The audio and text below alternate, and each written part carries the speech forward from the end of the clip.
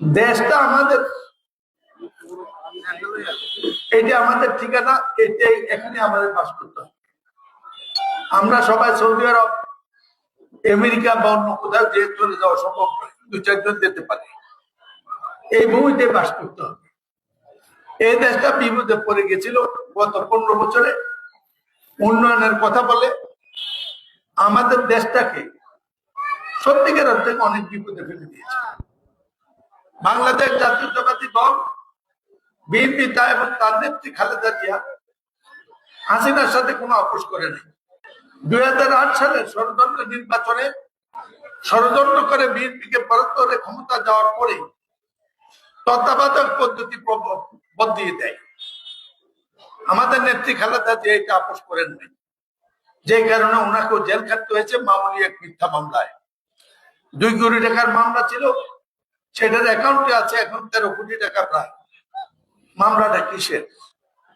যে নেত্রী কোনদিন পরাজিত হন নাই, যে নেত্রী 3বার প্রধানমন্ত্রী ছিলেন, যে নেত্রীকে বাংলাদেশের মানুষ, দেশের জাতির এবং মানুষের গণতন্ত্রের মা হিসেবে জানে, পৃথিবী ব্যাপী যার অসুস্থতার জন্য উৎকণ্ঠা প্রকাশ করেছে, দোয়া করেছে যার তার ভাষা, সেই নেত্রী খালেদা জিয়া হাসিনার সাথে আপোষ না করার কারণে এবং দীর্ঘদিন উপযুক্ত চিকিৎসা লাভ করার কারণে আজকে নেত্রী খালেদা জিয়া হাসপাতালে জীবন সংকটে।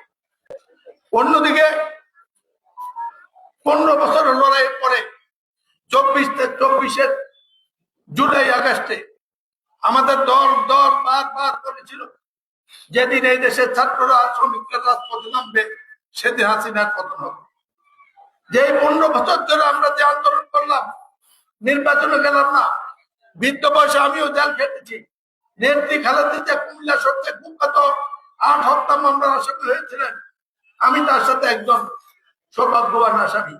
আজকে এই সংকটকালে যখন তারেক রহমান জাতির, দেশের, পৃথিবীর এই দৃষ্টি আকর্ষণ করেছেন, তখন আমাদের নেত্রী, আমাদের অভিভাবক দেশ নেত্রী বেগম খালেদা জিয়া অসুস্থ। সেই জন্য আমরা আমাদের সকল সভা সমিতিকে দোয়ার প্রার্থনা রূপান্তর করে দিয়েছি দোয়া মাহফিলে। আপনারা কি শুনেছেন? জনাব তারেক রহমান ওয়াদা করেছেন বিএনপি ক্ষমতা গেলে আমার মা বোনদের জন্য একটি মহিলা কার্ড করে, পরিবার কার্ড করে দিচ্ছেন, ফ্যামিলি কার্ড। এই কার্ডটা মহিলা মা পাবেন। কৃষকের জন্য একটা কার্ড হচ্ছে, তিনি যাতে সার পান, পেস্টিসাইড পান, বীজ পান। শিক্ষকদের জন্য সুযোগ হচ্ছে, সব আপনারা শুনবেন আমাদের নির্বাচনী ইশতেহার আসতে পারে।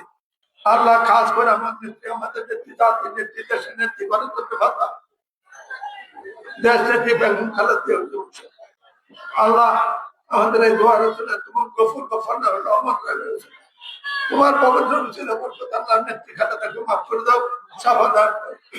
আল্লাহ তুমি ব্যবস্থা করে দিও আগামী 25 তারিখ আমাদের জাতির আকাঙ্ক্ষা মা মাটি ডাকছে, আল্লাহ তারেক রহমান আসছে, তুমি কবুল করে।